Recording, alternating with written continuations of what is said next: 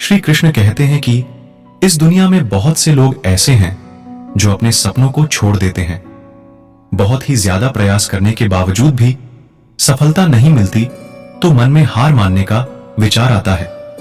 हम अपना उत्साह खो देते हैं। हर दिशा में ना उम्मीद ही दिखाई देती है, कुछ भी पॉजिटिव नजर नहीं आता।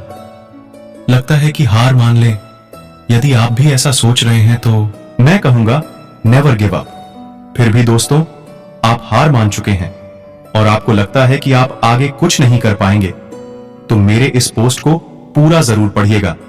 आपको नई उम्मीद और हार ना मानने की ताकत मिलेगी। तो दोस्तों, इस आर्टिकल को सुनने का फैसला आपने कर लिया है।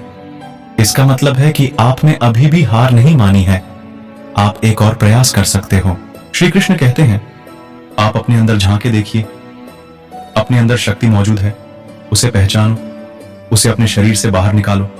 आप जो भी करना चाहते हो उसे कर सकते हो। एक विजेता बनना कोई मुश्किल काम नहीं है।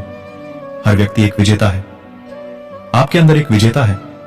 उस विजेता का कहना है कि नेवर गिव अप। आप अभी भी निराश हैं और इसीलिए आप अपने लक्ष्य को छोड़कर जा रहे हैं।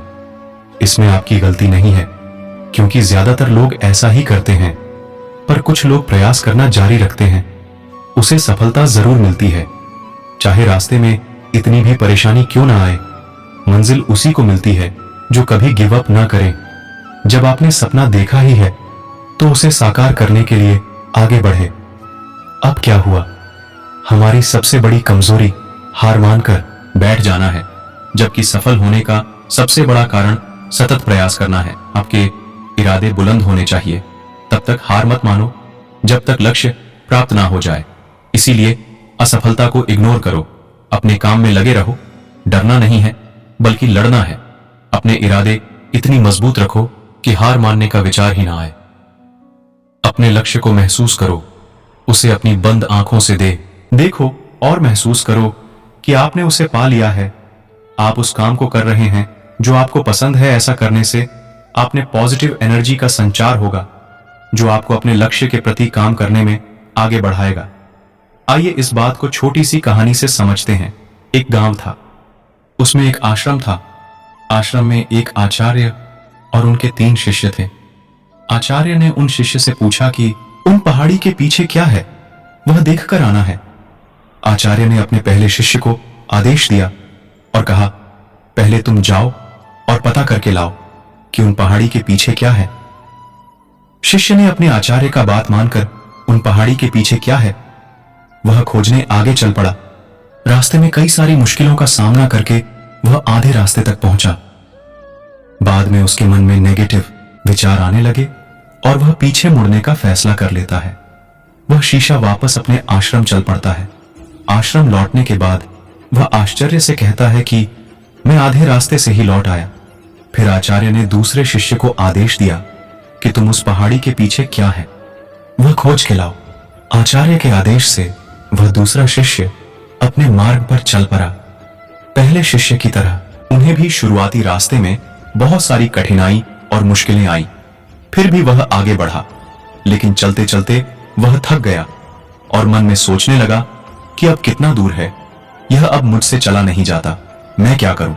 उसके मन में भी नेगेटिव विचार आने लगे और उसने भी गिव अप कर दिया। अंत में आचार्य ने अपने तीसरे शिष्य को आदेश दिया और कहा कि अब तुम जाओ पर पता करके आओ कि उस पहाड़ के पीछे क्या है। ओम शिक्षण तुरंत ही आदेश मानकर अपने मार्ग पर चल पड़ा। मार्ग में आने वाली बाधा और मुश्किलों के बाद भी वह आगे बढ़ता रहा। वह चलते चलते थक भी जाता, फिर भी वह आगे बढ़ता रहा। जब भी वह थक जाए तो थोड़ा आराम कर लेता। वह सोचता कि अब थोड़ा ही दूर है, मुझे हार नहीं मानना है, मुझे बस चलते रहना है। ऐसे सकारात्मक सोच के साथ वह आगे बढ़ता रहा और उसे वह पहाड़ दिख गया। वह पहाड़ इतना बड़ा था कि वह आसानी से उस पर चढ़ ही नहीं सकता था।